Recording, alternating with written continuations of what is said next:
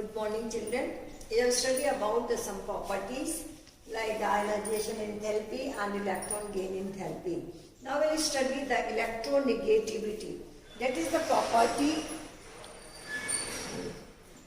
that is the main property of the elements. Then we will study the variation of these properties. Clear? So now first we will see about the electronegativity. When a molecule is formed by the formation of the bond, then this property will be required. We study about the electron gain enthalpy. Now, because you have to differentiate between electronegativity and electron gain enthalpy. So, electronegativity is defined as the tendency of an atom. Electronegativity is defined as the tendency of an atom in a molecule to attract shared pair of electron towards itself. When an atom combines with the other atom and then it is having the different power to attract shared pair of electron, then this property will be developed. We can take one example here. Now molecule, that is molecule of HCl is formed. Here the hydrogen and chlorine both are sharing their one electron. But to attract the shared paired electron, they are having the different force of attraction. The chlorine is having more attracting power for this pair of electron. So when a molecule is formed, then the tendency of an atom to attract shared pair of electron towards itself is called as electronegativity. Now electronegativity, we can say it is a property of a bonded atom. We have studied the electron gain enthalpy. Electron gain enthalpy is the property of an isolated atom which is not forming a bond. So there is a difference between the electron gain enthalpy and the electronegativity. So when a molecule is formed, then the power to attract shared pair of electron is called as electronegativity. Now the element which is having more power is called as more electronegative. In this molecule we can say the chlorine is more electronegative than the hydrogen. Now the electronegativity is the relative property, that is not for the individual atom. That is the relative property which we are compared with the hydrogen versus chlorine. So this property is the relative property, and because it is relative property, and that's why we use some scale to compare the electronegativities of different elements. For example, we use one scale which is called as Pauling scale. Which is called as Pauling scale, which is used to measure the electronegativity. In this scale, the fluorine has the highest electronegativity, and that is equal to 4. So the Pauling made one scale in which he arranged the molecule according to the electronegativity. And now this is the relative power, and that's why we use the different scale to measure the electronegativity. So this is for the electronegativity. I am repeating, electronegativity is defined as the tendency of an atom in a molecule to attract shared pair of electron towards itself. So it is the property of a bonded atom, not an isolated atom. Now we have to see on which factor the electronegativity will depend. There are two main factors on which the electronegativity depends. The one is the nuclear charge, and other is the atomic radius.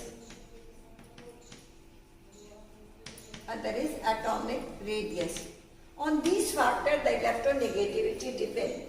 And then we will see the variation of electronegativity in the group and period. Now the first factor is the nuclear charge. Electronegativity depends upon the nuclear charge, and then we can say as the nuclear charge increases, or this is effective nuclear charge of an atom increases, then the electronegativity of the atom also increases. So if the more nuclear charge, then more electronegativity we can say. The first point, higher the electronegativity, higher the nuclear charge, higher will be the electronegativity of that element. So nuclear charge, and then we can write vice versa also. So the electronegativity depends upon the nuclear charge. And second is the atomic radius.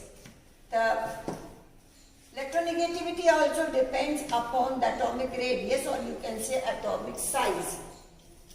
So as the atomic size increases, electronegativity decreases. That means we can write increase in atomic size,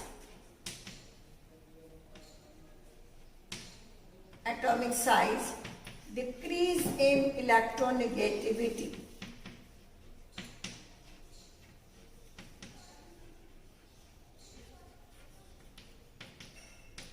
Or we can say, as atomic size increases, the electronegativity decreases, and vice versa. Or if there is a decrease in atomic radius, there will be increase in electronegativity. So these are the two factors which are responsible for the variation of electronegativity. Now we'll see in the group and period. Now first we'll compare in the group. You know the element which are placed in a group, when you come downward, there will be increase in atomic size. When we come downward, atomic size of the element increases, and that's why there will be decrease in electronegativity. So we can say when we move in a group from top to bottom, electronegativity decreases. And vice versa, when you move upward in a group, then there will be increase in the electronegativity. So in the periodic table, when we move in a group from top to bottom, electronegativity decreases due to increase in atomic size. Now we'll see in the period, when we move in a period from left to right, then atomic size decreases.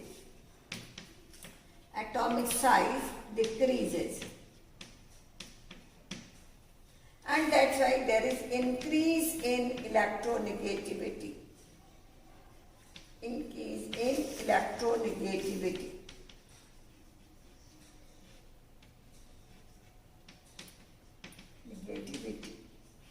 Now when we compare for the first period, that is started from lithium, then beryllium, then boron, then carbon, nitrogen, oxygen, fluorine.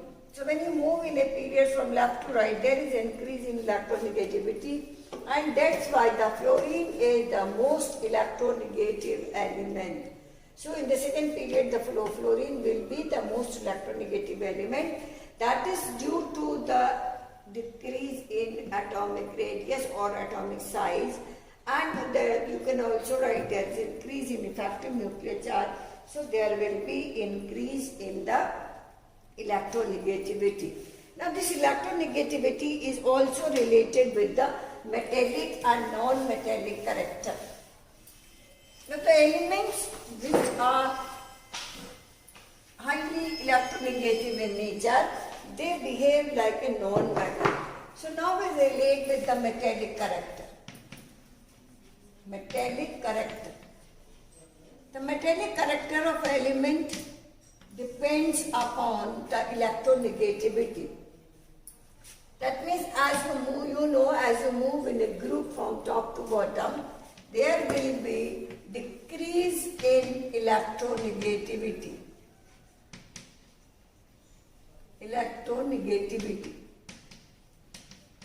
And there is increase in metallic character.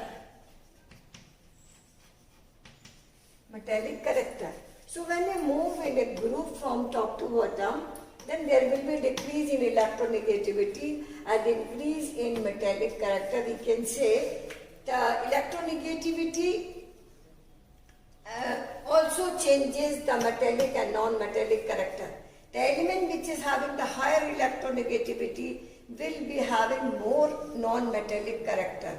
So this you can write when you come downward in a group, or you can write if there is decrease in electronegativity, increase in atomic size. Clear? So that is related to the effective nuclear charge also, because when you downward in a group, there is increase in the atomic size, so there will be decrease in electronegativity. So metallic character depends upon the electronegativity. Metallic character increases with the decrease in electronegativity, and vice versa. Then we can write for the non-metallic character. Non-metallic means non-metals are more electronegative nature. Now we can say increase in electronegativity means increase in non-metallic character. That's why the elements which are placed in the second period of the periodic table, they are most electronegative in nature. That I have shown the lithium, beryllium, boron.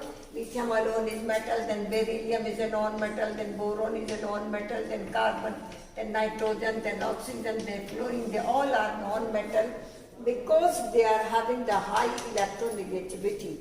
The members of the second period, which are the first member of a group, they are having the highest electronegativity because when they come downward, there will be increase in atomic size and there will be decrease in electronegativity. Now we can write the property for the valence or valency. Now we can, you already know the valence is defined as the combining capacity of an element.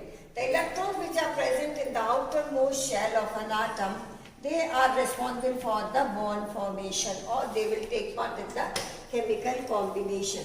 So we can define the valency on the basis of the position of a metal or non-metal or of an element in the periodic table. Like the element group number 1 and 2. Group number 1, the valency will be 1, and group number 2, the valency will be 2. And then there are the group 10 groups for the D block. Then we come to 13 group. Again the valency will be 3. 14 group valency will be 4. And the 15 group valency will be again 3, -3, then -2, then -1, 16, 17 group, and then 0. So now we can determine the valency of an element from the electronic configuration, means how many electrons are present in the outermost shell. Like the first group element have only one electron in the outermost shell, that's why their valency will be 1. The second group element will be having only 2 electrons in the outermost shell, so their valency will be 2. 13 group element will be having the 3 electrons in the outermost shell, so their valency will be 4, and vice versa.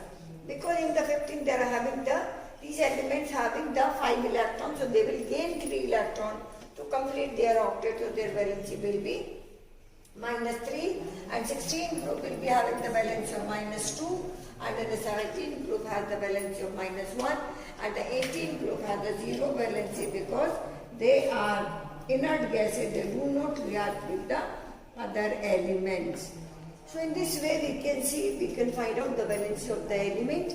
Again when you come to this group, the second period, the elements which are present in the second period, they are having the behavior different from other elements in that group.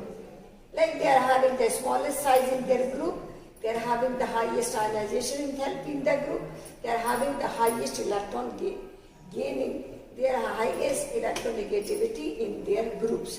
So the elements which belongs to these groups, they are having the anomalous behavior. That means their behavior is different from the other elements due to some reason. The first, they are having the smallest size. The second, they are having the highest ionization enthalpy. And third is the highest electronegativity. And the fourth, we can write, they do not have d orbital. That's why they are different from the other elements. So these are the properties. And one more property that we will study later, they cannot form these elements can form the pi bond, but other element cannot form the pi bond. So this is all about this chapter, classification of element, and then the variation of the properties in the periodic table. Now, next class we will start the next chapter.